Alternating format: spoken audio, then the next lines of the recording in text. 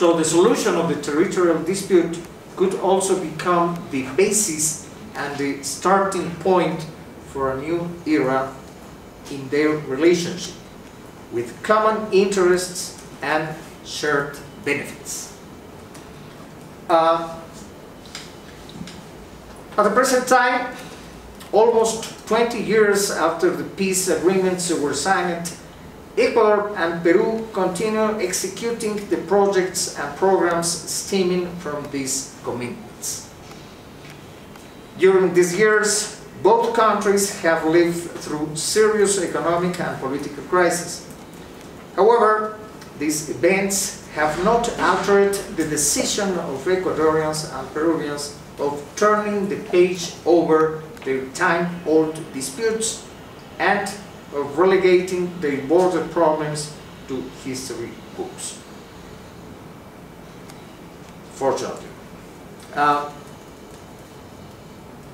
After the delimitation was completed and the territorial problem were settled, all the problems between both countries ceased, and they have finally come together with the common purpose of working towards improving their future.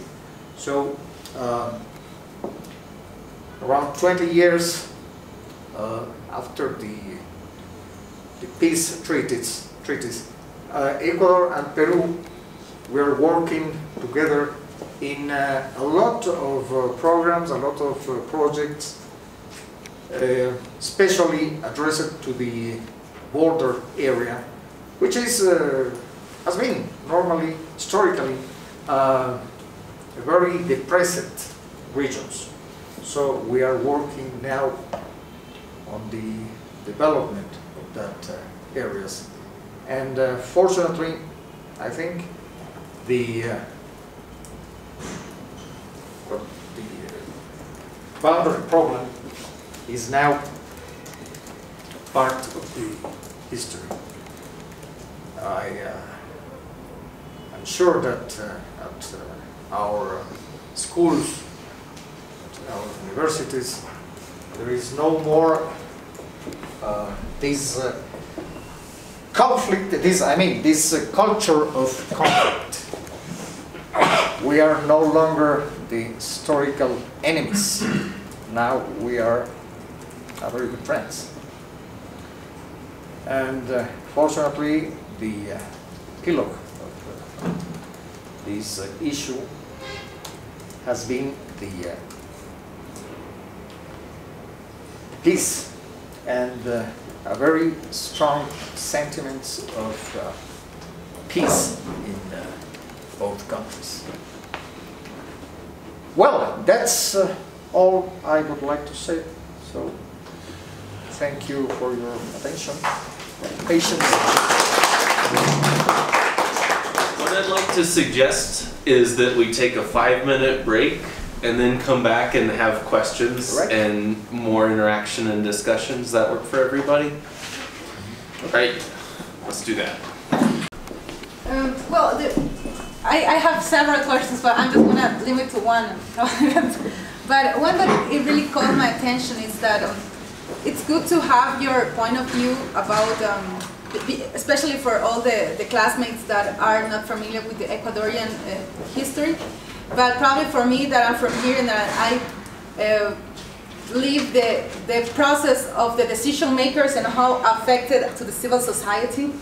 And this peace that it's considered peace for the decision makers, but for the civil society traduced to still like poverty, like just for example, the wall that you're building right now, it's just an example of how real is that peace, because the wall that they're building at the moment down there, it's probably less the solution for the it's not traffic, es el contrabando. Contraband. The contraband. Yeah, trafficking. Trafficking products that are basic products. So you have a very poor, but very like all the people that live in the borders, they live in a poor condition. Especially in Moreno and Santiago, my sister did her thesis there. She's nutritionist, and she said that the level of nutrition is the nutrition it's so high. On nutrition, yeah, it's so high. So I don't. When we talk about peace, I question this peace because probably the peace was for the oil companies that were behind this scene, because behind Ecuador was the English oil companies, and behind Peru are the American oil companies that were on this, they're like the enterprises that were actually behind the scene. And we haven't talked about it. So just to close the question, is like, how real is this peace when the peace is just contemplating these hidden interests, and then the civil society that are just in the border? No, let's not talk about me that I live in Guayaquil, and or somebody that lives in Quito, and that we're in the world. Just talk about the people in the border. How real is this peace now? How can we actually say that the peace is equal to well-being? And that's just my question. Let me say something. It has been said that behind the problem between Ecuador and Peru were high oil interests, mining interests, but that's not true. And I can't say that because I lived the final years of the situation as a member of the diplomacy, Ecuadorian diplomacy. Precisely one of my specialization in diplomacy was precisely the Ecuador-Peru problem. And we had no information about supposed oil or mining interests behind the problem. So that's not true. About the other thing, the poverty, well, precisely one of the main goals that now we have Ecuador and Peru in working together is fighting against poverty. There is a lot to do in that field, of course, but both countries are working since the agreements were signed. They are working together in that direction. There is a mechanism, binational mechanism, which is the Comisión de Vecindad. How do you say that? De vecindad? Comisión de Vecindad. Oh, neighborhood commission. Yeah, neighborhood commission. And is a mechanism in which participate people from the official sectors and people from the private sectors, precisely to work together. And they are involved in projects on health, on building infrastructure, on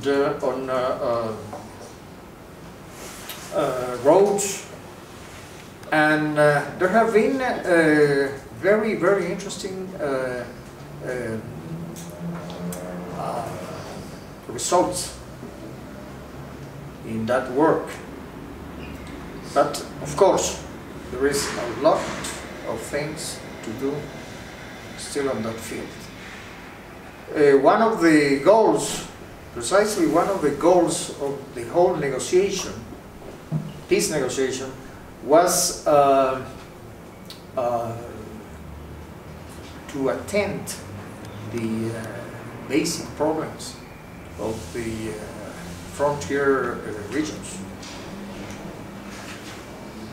For example, one of the programs in the integration treaty was to build 5 roads. And there have been built 3 of them, 4 of them. And that's a great advance in the process. Just to jump in on that, I wonder if it would be helpful to think about, taking Blanca's critique seriously, that at the end of a peace agreement, you have to figure out who is benefiting most from this and who is left out. And you also have to think about what the reference point is. So if you're saying, well, did we really win, if it doesn't feel that way? Against what standard would you be asking that question, compared to what you wish were the case, or compared to what was the case during the intensity of the fighting, right?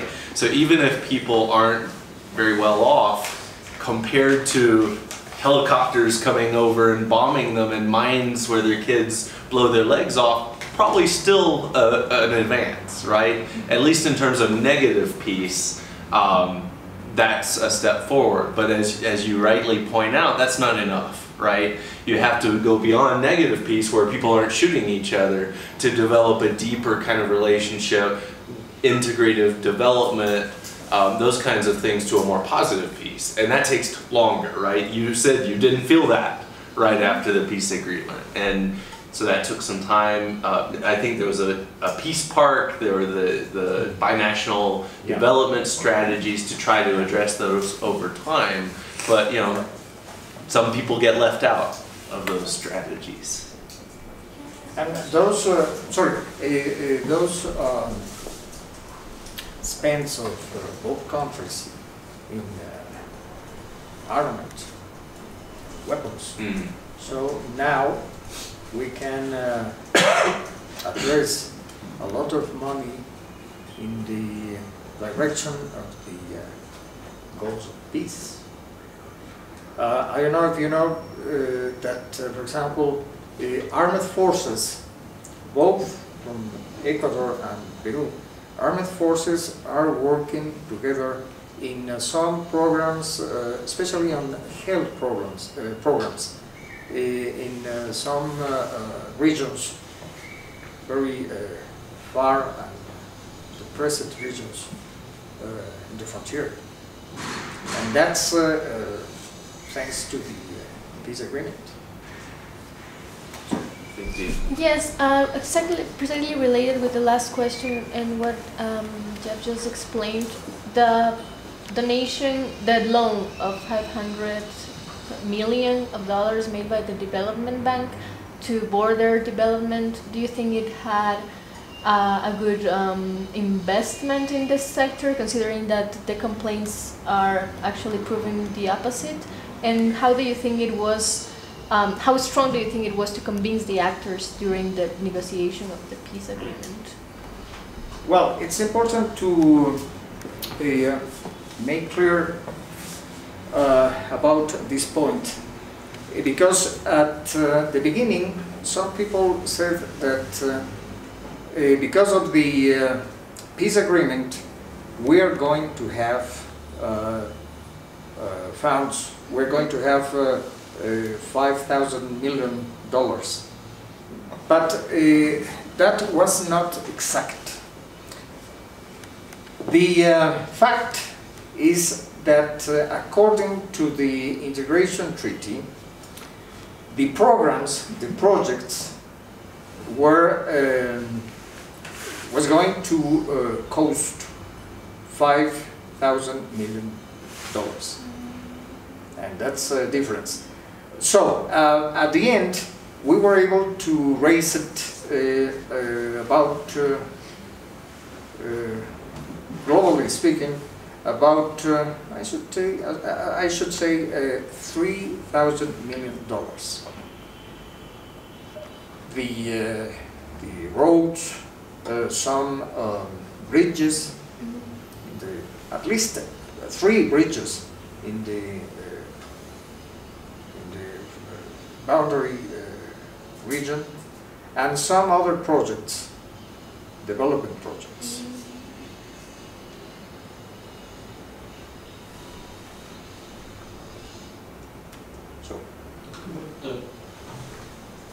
The conservation efforts along both sides of the border, was that something that, did that come from pressure from outside with the grantors, or was that an internal vision? You mean the conservation, Sí. ecological? Well, that's a good question.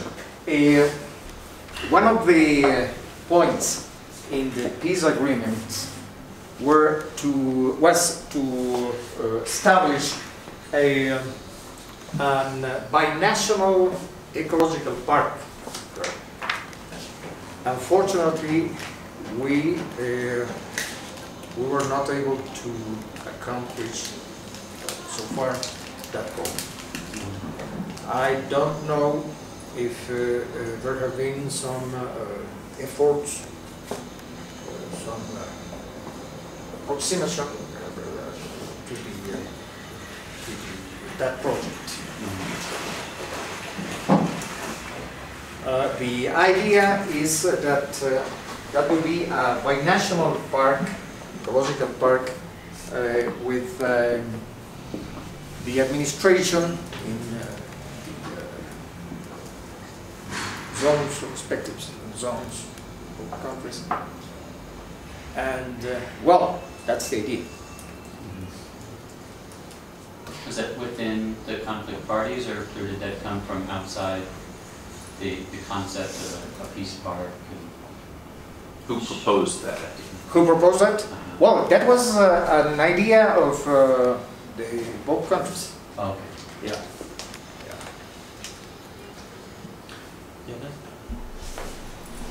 Yes, I wanted to ask you if you think there is some interest in the guarantors when they serve like mediation, in the mediation? The work of the guarantors were in a lot of ways.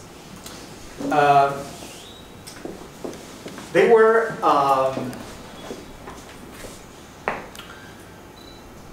¿cómo decimos? Buenos oficios. Good offices. Good offices, yeah.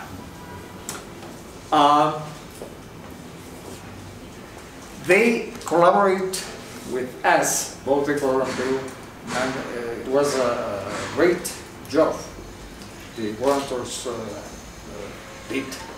For example, in the process of keeping peace in the area where took place the war. You know, after the agreement of ceasefire, it was necessary to proceed to separate forces, to keep forces on their natural locations. It was what do you say, zona desmilitarizada. Demilitarized zone. Demilitarized zone, and it was the responsibility of the guarantors, observers from the guarantors, to keep that zone. And then in the negotiation process, they always assist to both countries in offering formulas, facilitate conversations. In that point, I told you, we were at the edge of the other war, a new war, in July, August 1998, was precisely one of the delegates of the guarantors, the delegate from Argentina, he was the key person in solve the problem, arrive to a formula. So the forces were again forced to retire, separate forces. So, thanks to the Argentinian work intervention, they did very, very good work. Very good work. Sometimes decisive work. And at the end, they were a team of arbitration. Because finally the solution was an arbitration solution. That was really interesting to me, and it seems like it's partially embedded within the culture of Latin America, this sort of respect for legal mechanisms and a long tradition of arbitration. In most conflict cases, I think it would be hard to reach an agreement that is, we have this sensitive question that we can't agree on, so we're going to agree to just hand that decision to a third party and obey the result. But that's what happened, right? And I don't know if you have an idea of why that was able to, why they were able to get both sides to go along with that. Well, many factors, probably the change mentality, that generational change, that shift that occurs. In Peru was also an important change.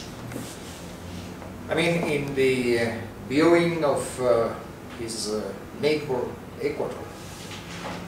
At the beginning, Peru was always used to have an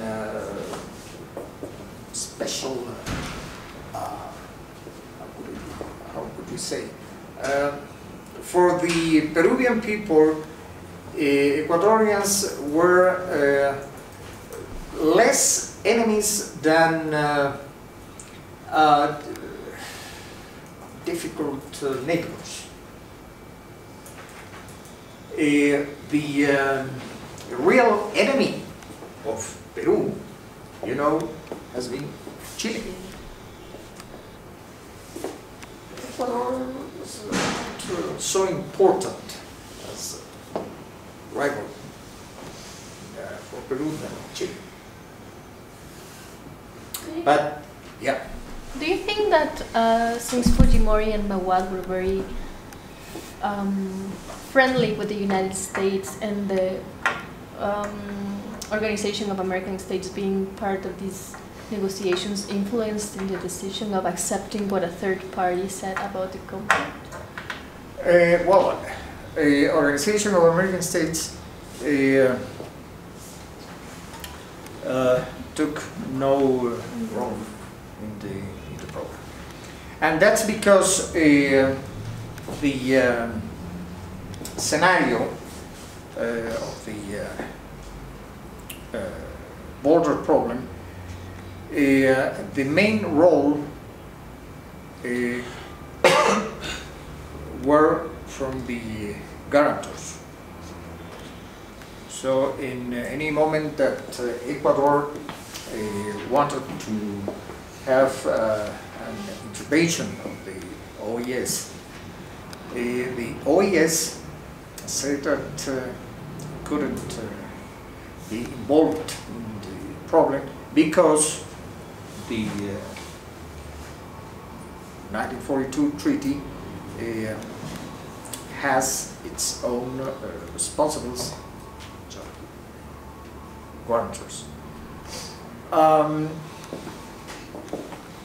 I said that the influence of the United States of America was very, very important. Remember, at that time, the United States was especially interested in ALCA, the Free Trade Agreement of the Americas, and the idea was have a good scenario, a quiet scenario for the purposes of ALCA. So it was important to reach a solution of the problem between Ecuador and Peru. It was generally the idea.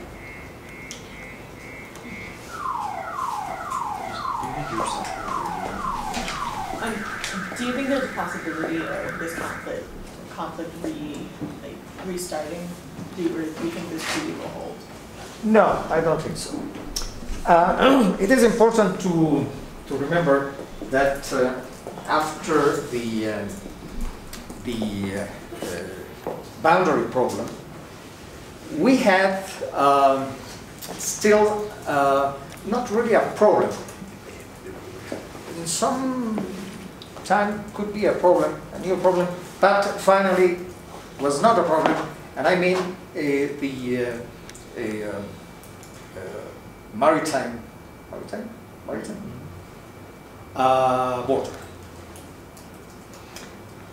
And I think that precisely because the new environment in the relationship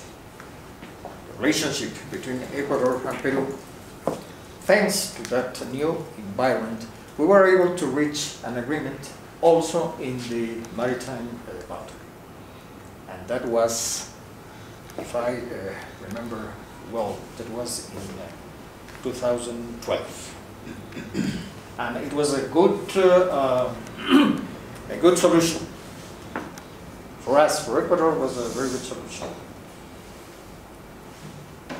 Excuse me, are you talking about Ecuador's use of the Amazon River in a maritime solution, or is it something else? The maritime solution you were talking about? The ocean. No, the ocean. The ocean, okay, The ocean. okay. Yeah. But then I have another question, if I may. I mean, it must have been pretty sorted for Ecuador to lose direct access to the Amazon River, sovereignty over the Amazon River.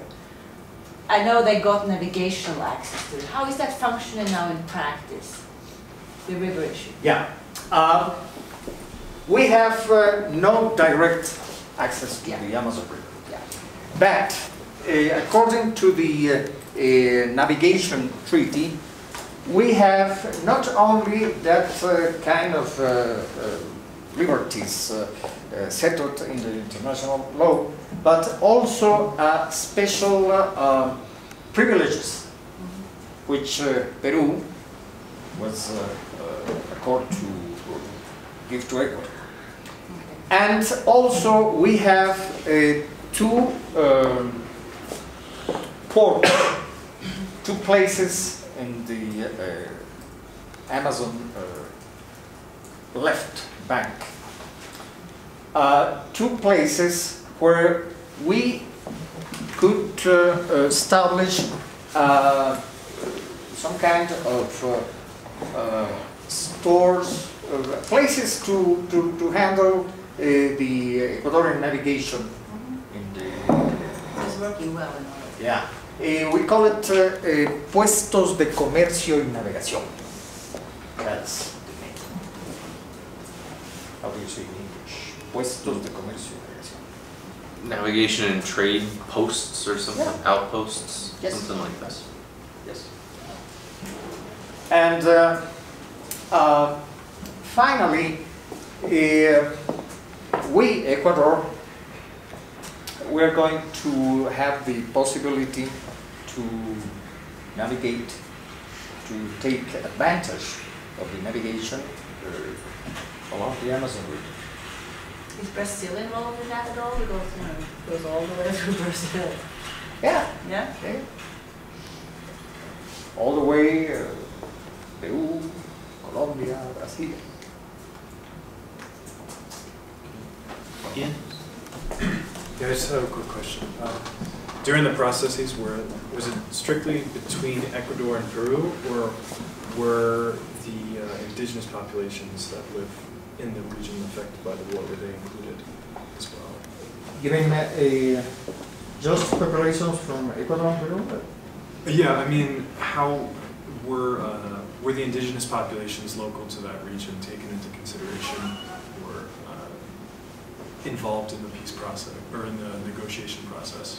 If those people were involved in the process, you mean? Yeah. The people from the region? Yes. Well, in some way, yes, because one of the social sectors, the Ministry of Foreign Affairs talked with were indigenous people. The Ministry of Foreign Affairs met with press people, with private people, I mean private commerce people, entrepreneurs, people from the academic sectors, the church, and of course with indigenous people. And it was a sort of a representation of those indigenous living in close to the area, to the conflict area. In that place, exactly in that place, there were and there is not communities, indigenous communities. They are placed in some other regions, not precisely in that region. Just to follow on that briefly as a clarification point though, indigenous people do seem to have something different than just any other social sector for two reasons. One, my understanding was that they were sometimes brought into the conflict as conflict actors, being local guides on both sides of the border, and so, you know, they were actually directly involved in some pieces of it, so needed to be taken into account in the peace part. And also the sort of transnational flows that often an indigenous population would define themselves more in terms of their group identity than whether they're on the Ecuadorian side or the Peruvian side. So how did that get, how did that influence the way they were brought into this process, those two factors? Well, the negotiators took in account, between some other things, the necessity of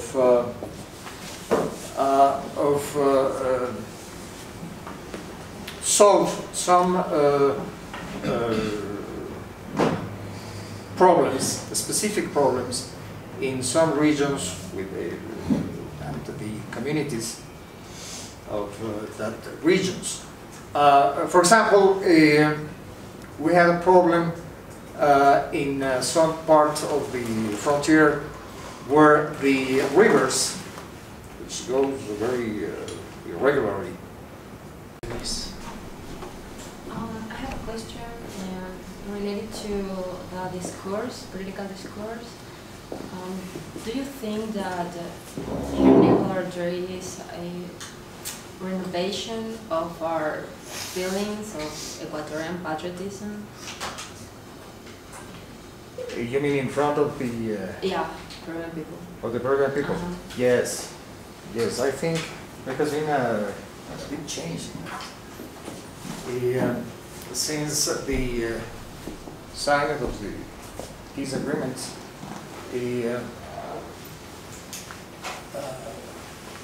I haven't known about any discourse or violent discourse, or one of that traditionally inflamed discourse. Not even at the military. I think precisely in the military sectors, it has been deep conviction about the importance of the peace agreements and keeping peace and working in favor of the peace agreements and in favor of the projects, the programs. For example, there's an interesting thing about military. You know that during the war were placed was placed a lot of mines. Landmines. And after the peace agreements, was absolutely necessary to clean the territories, the places where that mines were placed. And it was a joint work between Ecuador and Peru with specialized people, experts from both countries, and they work, and I think they are still working together in that job. At the present time, I think about around 80%, 85% of the mines were cleaned. The major, most of the landmines which still are in the territories are those in the square kilometer that Peru gave us as private property, as part of these treaties. You know, and I forgot to tell you this, part of the peace agreements was the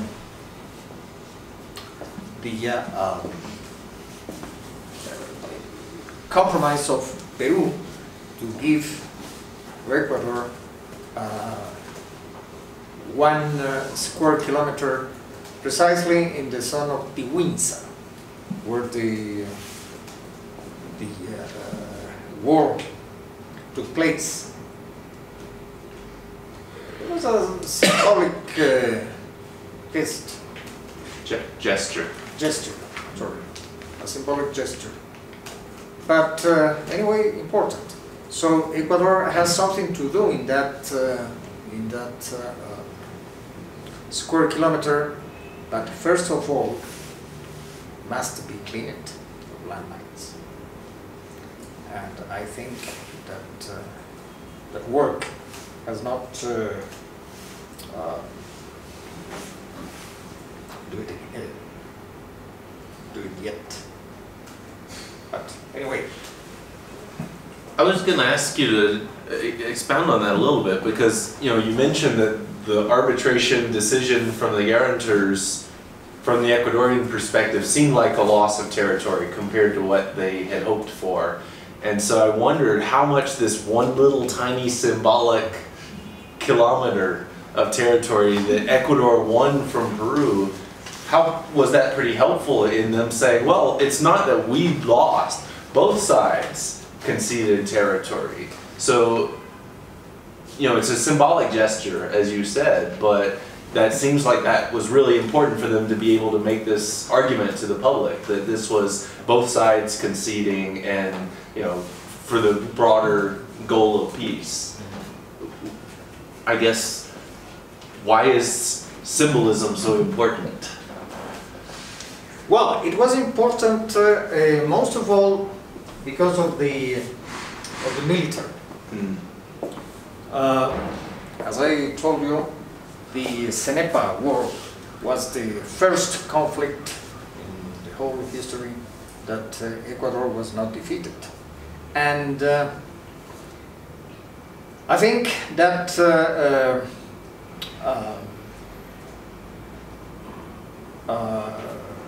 words that kind of gesture. The guarantors understand it that way. Ecuadorian forces were able to keep its positions precisely in Tiwinsa. And symbols are important, especially in military. Probably because, I mean, it was given meaning because lives were lost there, right? So Yeah. giving that up meant Yes. sort of invalidating those lives Yeah. to some extent. Yeah, sure. Yes, keeping that positions cost many lives. So it's an act of justice, some kind of act of justice. That was good. Okay. What happened with the phrase that Ecuador has been, is, and will be a Amazonic, I'm sorry, what happened with what? Amazonian country? I didn't hear you, sorry. What happened with? And with the phrase that Ecuador has been, is, and will be a Amazonian country. Well, I think we could consider ourselves as an Ecuadorian, an Amazonian country. Because, first of all, we are in the geographic area of influence of Amazon River, and mainly because now we have complete liberties to navigate, to use the Amazon River. We can access to the river. As I told you, we have two posts there. We can use that post to organize commerce, navigation, and all of that things. So. But we don't have the part of this river. Well, we do not have territories as how could I say? We are not. We have no sovereign in that places, but we can use it in our benefit. We can take advantage of places, these commerce posts, and we can navigate free along the river. So we play with a double discourse here? That's maybe one way of looking at it, that in reframing what it means to be an Amazonian country, does it mean to have the Amazon within your territory, or does it mean to be able to access the Amazon? You can reframe the narrative, or like you're saying, have a strategic ambivalence about it, right? The discourse can mean different things depending on how one wants to interpret it. Does that seem fair? Yeah. I remember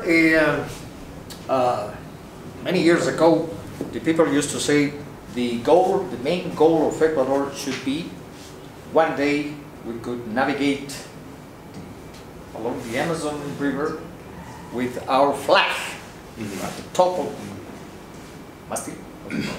The mast. with our flag. Now we can do that. We are able to do that. So it's one of the benefits of this. I'm sorry that I'm stubborn, but I am still thinking about the natural resources as one of the main interests, because, well, historically, like the pre-colonial problem with the Incas and all these small, well, not small, but very well-formed indigenous tribes that were in this area, that were at Tahuantinsuyo and that composed the entire Inca's empire. It always had to do with the access to the natural resources, and who is the one that controls those entries to those natural resources. So kind of historically, we still have that the interest is that. Undistinctively, that right now it's one type of resource that is oil, and before probably was, I don't know, like the gold or other type of natural resource. So I'm thinking about this kind of like with this vision, with these lenses these glasses of the indigenous community that live there, because there is an icon there, so very important, which is La Cueva de los Tallos. And it's kind of symbolic. If we talk about symbolism, it means the middle. That's the indigenous philosophy. That's the middle of the earth. When they talk about in the indigenous philosophy about how do you call it this? The belly button. El ombligo. El ombligo del mundo. El ombligo de la tierra. Umbilical cord or the belly button. The belly button. Yeah, the belly button of the earth. It's considered at the entry of that, it's considered La Cueva de los Tallos. Even Armstrong was there, right? When he was exploring in 1960s about how deep was that. So and the symbolism for the indigenous community when you wear those glasses, right? It changes the entire perspective of what we've been talking about. Because it means, what for us it's the war, it's all this, for them it's just respect this, that it's sacred, right? So probably, and that I came again with that when I heard he said about, were they taking in consideration when they were doing the agreements, because it's their territory more than ours, because we have another vision of world. And again, my question will be, or I would like you to explain a little bit more about the role of the indigenous leaders on the process. Did they talk about this? Did they ask for respect to this land? Why were there, not their interests, but what were they asking for when they went to those negotiation tables? What were the indigenous communities saying about these natural resources, sacred resources of sacred territory for them? Let me tell you something. I think things about sacred territories, historic territories of the communities were not involved in the process of negotiation. Were not involved in the negotiation process. You mentioned Cueva de los Tallos. Do you know that there is not only one Cueva de los Tallos? There are several Cuevas de los Tallos. By the way, we're going to go to one of them. We're going to hike down to one of them that is near Reventador and between Cascada de San Rafael and Baeza. The one you said about when Neil Armstrong came and went to that cave is one of the Cueva de los Tallos, and that cave is an Ecuadorian territory. Territory that was never in dispute with Peru. At the Cenepa War, it was a specific place, call it Cueva de los Tallos, that I don't think even if it was in fact a cueva de los Tallos, I mean, I think it was not really a cave, it was just a name, just a name. So, as I said, there are many Cuevas de los Tallos. But I insist, there were no sacred territories, sacred symbolic interests of the communities involved in negotiation process.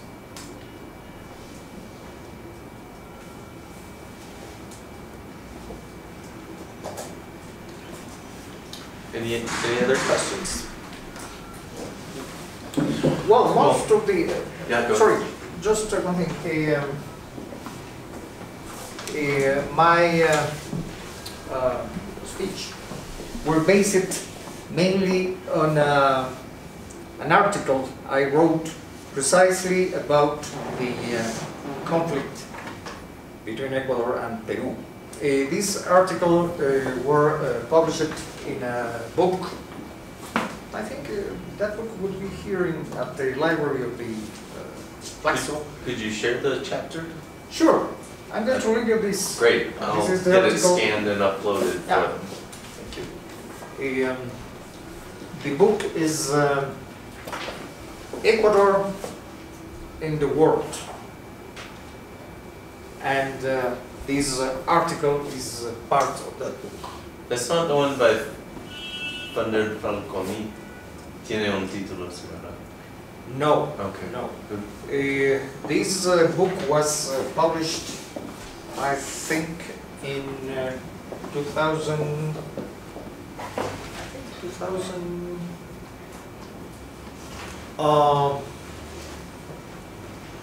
2007. Okay. 2007, 2006. So I hope would be useful to you. Definitely. Of course. We'll get that uploaded. Thank you. All right. Well, please join me in thanking Ambassador Suarez for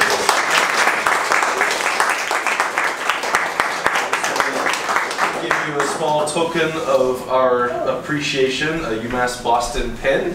So for the next book that you write, you can remember the Thank group. you. Thank you. Thank you very much. So appreciate you being with us and sharing your perspectives. Thank you. And again, it has been a pleasure for me, an honor. So thanks to you. And my best wishes to you, all of you, in your studies and your travels. Great. So we're going to close there. Just one small housekeeping thing. Remember that tomorrow